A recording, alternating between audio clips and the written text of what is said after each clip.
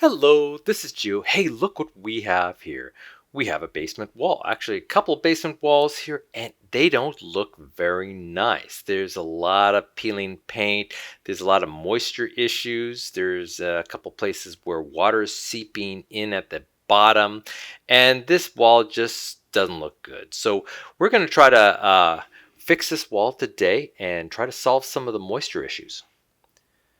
So as you can see, there's several generations of paint on this wall. Either they're trying to make it look better cosmetically, or they're actually trying to solve some of the moisture issues that you see here.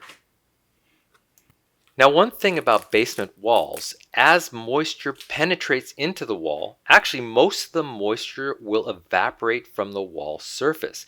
You can see commonly water seepage depending on, how concentrated the water is, but for most of the water that penetrates through a concrete wall, it actually evaporates from the surface and you really don't see it as a wetness. It just naturally evaporates.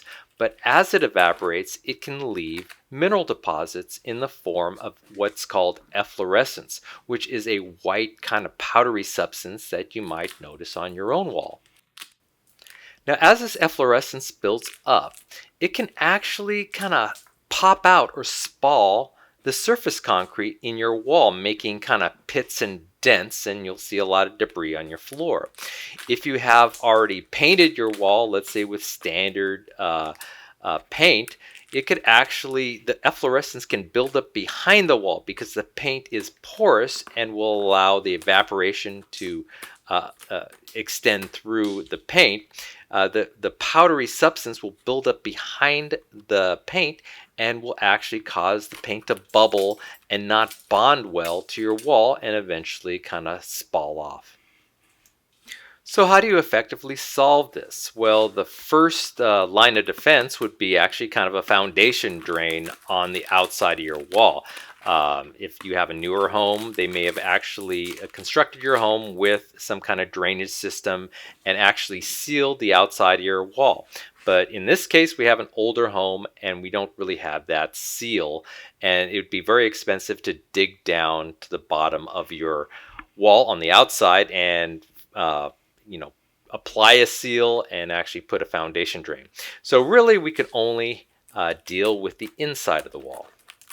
Now, if you have really concentrated leaks and the water is coming in rapidly, it may be hard to deal with it from the inside because there's too much water pressure in localized areas.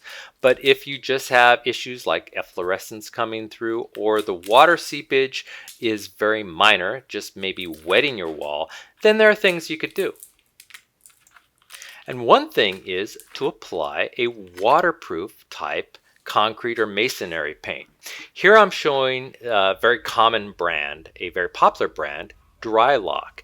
It is a concrete and masonry waterproof paint which essentially seals your wall from minor water seepage, but also prevents the water, the natural moisture in your wall from evaporating on the surface, and this prevents that efflorescence.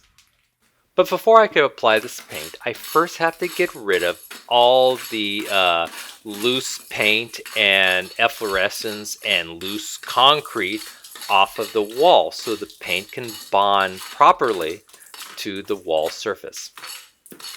And in truth, there's really no easy way to do this. You basically have to just do your best to scrape off all the old paint or loose concrete and just try to clean it off as best you can.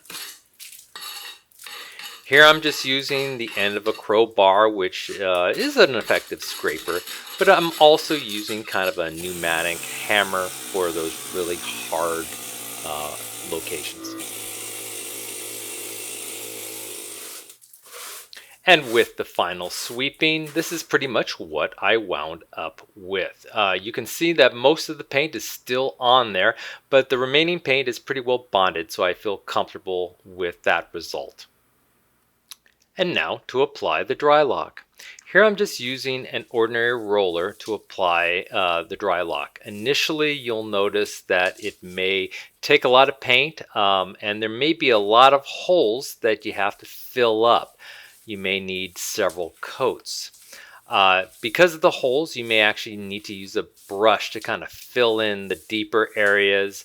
And so this may take some time. You may take several coats. Also, depending on your wall, there may be staining that may need to take several coats to cover up. And this is the final result. I got a couple of my pinballs already in place there, but you can kind of see the results of the wall. There is a little bit of residual staining that's kind of penetrating through the wall, but the wall is sealed. I could probably use one or two more coats to finally get rid of that staining, but I'm pretty much satisfied with the results.